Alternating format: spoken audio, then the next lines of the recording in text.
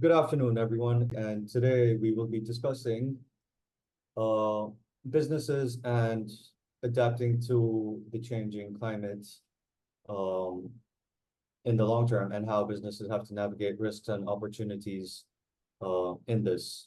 So, just by some way of background, climate externalities refers to the unintended side effects or consequences of economic activities related to climate change that are not reflected in market prices. However, these do have a big impact on markets and prices.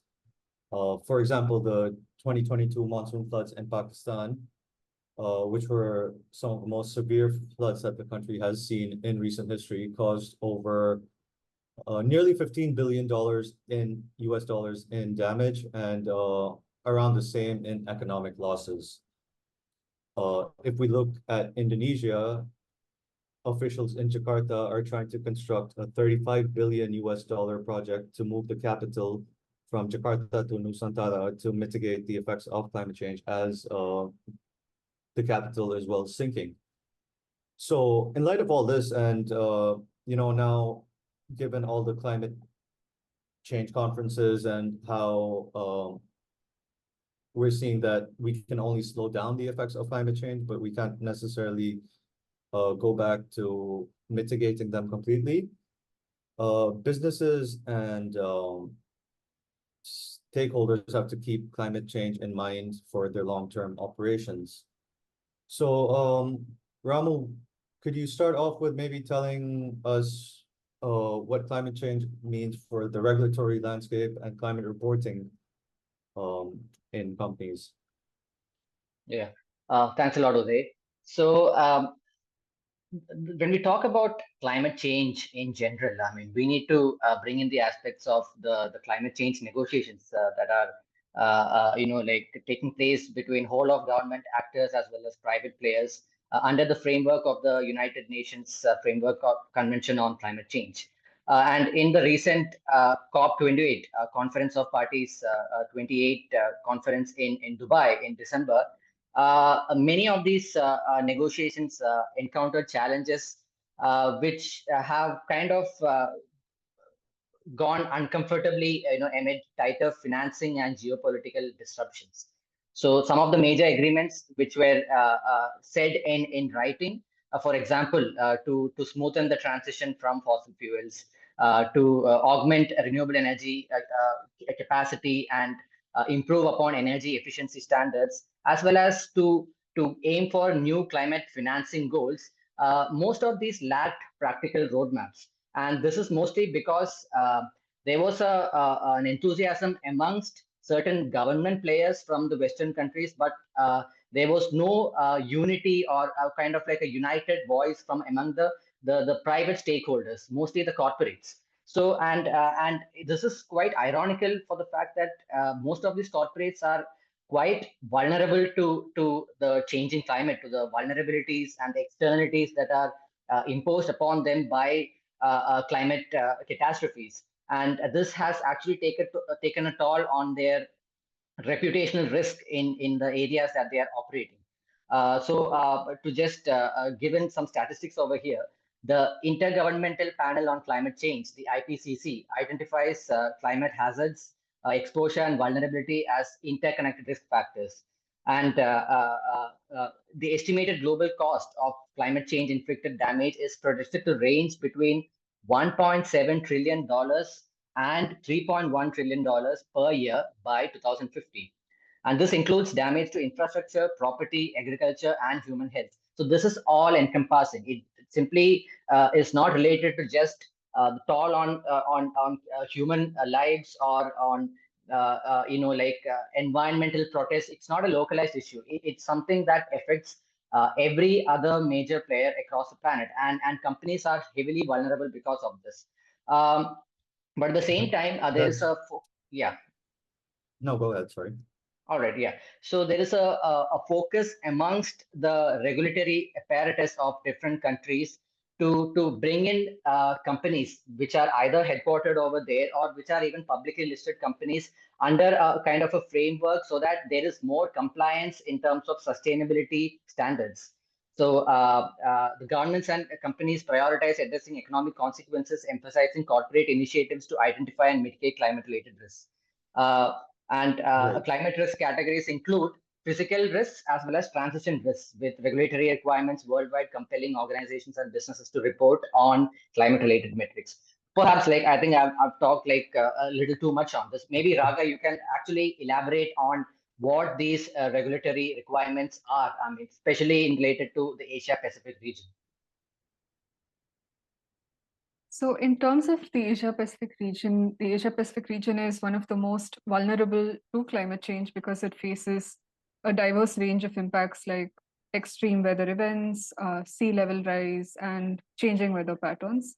And these have significant consequences for various industries and companies and affects operations, supply chains, and ultimately profits. Just a couple of examples of companies that have been impacted through, over the last couple of years here in the Asia Pacific. In 2018, we saw heavy rains flooding parts of Western Japan, and it caused severe disruptions to Toyota's production facilities and eventually caused a temporary stop in operations for several plants.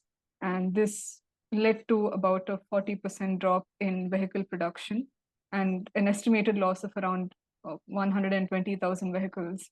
And let's say when we're looking at Bangladesh, it is one of the countries which is most vulnerable to sea level rise. And this has seen a lot of impacts in terms of organizations which are established there, and even people who are housed in these vulnerable locations. Now, when we're looking at what are the kind of regulations and what is the regulatory environment in the Asia Pacific, there is increasing focus towards ESG and conformity towards certain established set practices within companies, which are graded on a particular scale of their conformity to these regulations. That is, there is also a lot of corporate governance activities which are very much looking at funding certain activities to make sure that there is a net off between the pollution and also how much they contribute back to enhancing efforts towards climate change.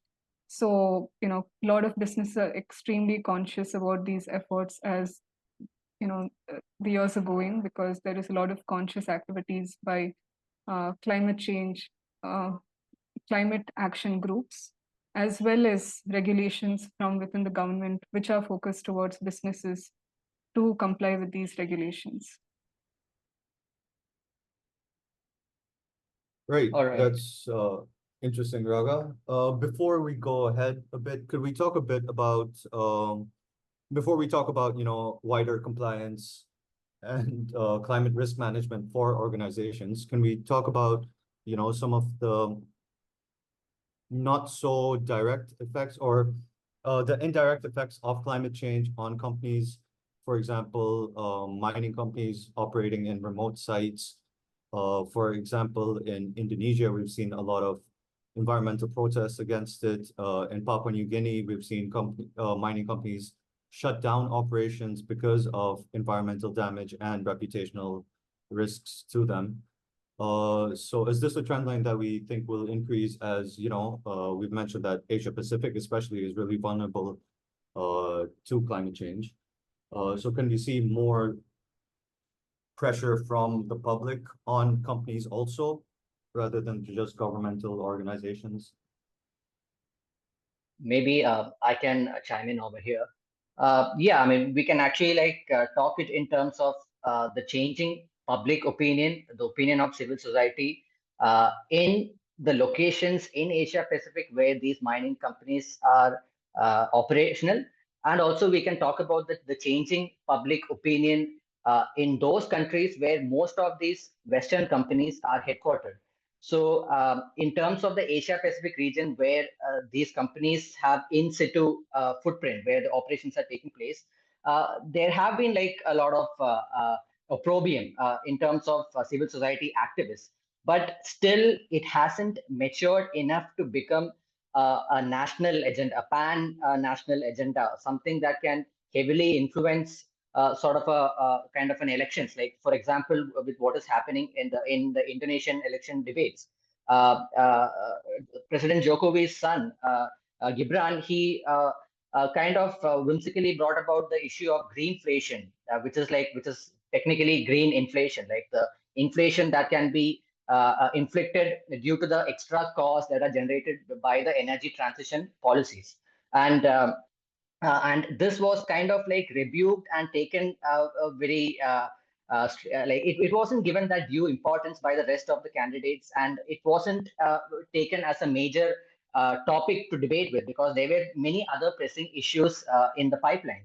And so, but as opposed to this, if you're talking about protests, climate protests that are happening in the more OECD, the industrialized countries, the companies that are headquartered over there are under heavy pressure, not just from civil society activists and the general public in general, but also from major institutional shareholders. Shareholder activism has become a major force to reckon with for most of these companies that are operating over there. So there is a kind of a pressure from these shareholders for these companies to transition towards greener portfolios. And the irony over here is, for greener portfolios, you need kind of like critical and strategic minerals, kind of rare earth metals, which are very crucial for the energy transition. For example, nickel, cobalt, lithium, and whatnot. So if you're talking about another country again, like let's talk about Indonesia again. So you have Indonesia is like it is very rich. It has its abundance of nickel reserves. But at the same time, the kind of nickel reserves that are found in Indonesia are mostly in the Sulawesi region and in the Kalimantan province, which are heavily forested. This is like a haven for tropical evergreen rainforests. So the nickel mining operations have unfortunately made way for more and more land degradation and deforestation. So this has again had a kind of a spillover effect on climate protests, not just in the Western countries, but also in the countries where they are operating. So yeah, I mean, these companies, Right. mining companies, are actually facing a dilemma in terms of how to navigate Yeah. this irony. Right. So it's not only mining companies, but companies across the sector, they have to navigate across different levels, also from the local level all the way to, you know, the federal level, where the government is setting standards and compliance.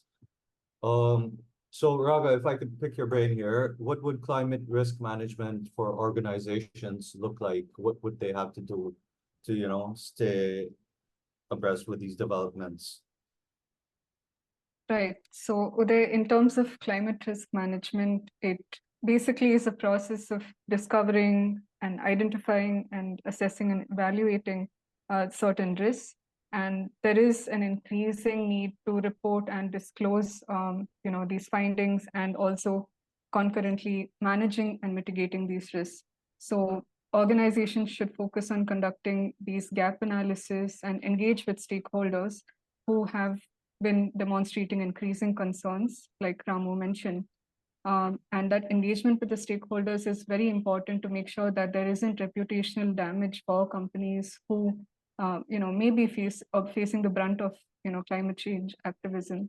And companies need to assess these risks accordingly and establish realistic goals to ensure that they are in compliance with sustainable climate goals as well. Right. So I think we're nearing the end of this discussion. From my end, it is going to be an extremely critical risk for companies and stakeholders to manage in the coming years, especially as we're essentially past the point of no return. So as Raga said, you know, there are risk management tools for such,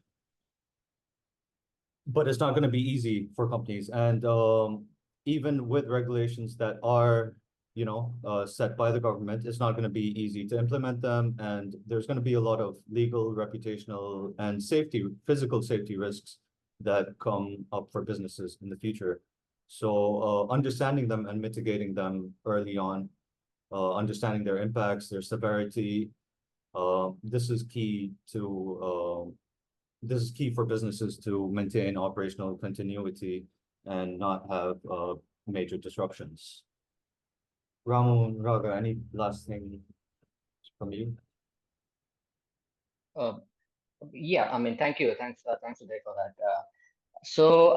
Yeah, I mean, this compliance standards become imperative, particularly for those companies that are heavily dependent on the resources, as not just mineral resources but also water, like those industries that are energy intensive or water intensive or in general resource intensive in their operations. They need to brace for stricter standards, because not just governments, as we have mentioned over here, but even shareholders and the public in general are putting the pressure to streamline operations, to make sure that there are less climate externalities or health hazards and other side effects that are brought about by the operations of these companies. So in order to reduce this carbon footprint, a gradual shift to clean energy and increased focus on energy efficiency and sustainability in operations will be crucial, especially for long-term success in regions where environmental hazards have become a daily routine. And policymakers play a role in providing clear signals and effective climate change actions. And an integrated and inclusive approach is needed to protect the local communities and the environment. So as demand for certain metals, like we talked about mining companies in particular. So because of the demand for these critical metals to further the energy transition, even metal recycling as part of a circular economy approach will become a priority for achieving a net zero carbon future. Yeah, that's about Right. what I have to say. And Raga, if you have any further comments, please chime in. Oh, no further comments. All right, thanks a lot, Ramu and Raga, for joining us today on this topic on how businesses need to look at and manage climate change in the long term. It was really interesting, the points you brought up. For the listeners, you can contact APAC Assistance for more. Thank you for your time. Thank you.